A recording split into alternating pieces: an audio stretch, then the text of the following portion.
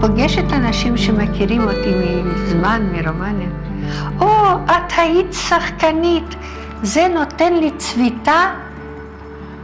מה זאת אומרת הייתי? אני שחקנית היום, מה, נימדתי?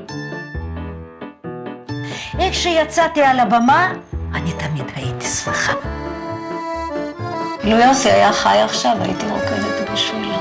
כל העיניים ממוקדות בגוף שלי, דווקא כשאני זקנה.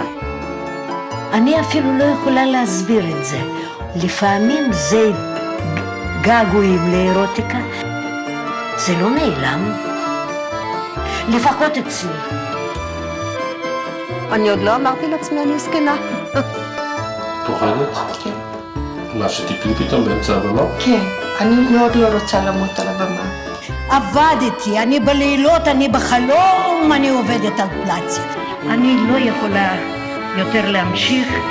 הראש שלי זקן, והראש שלי לא יכול לשאת את כל זה.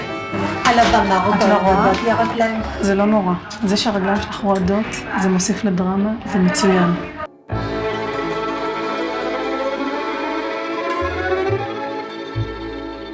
מרפק עולה, לתפוס את הפלצ'קס. איך קוראים לזה? הפלצ'קה.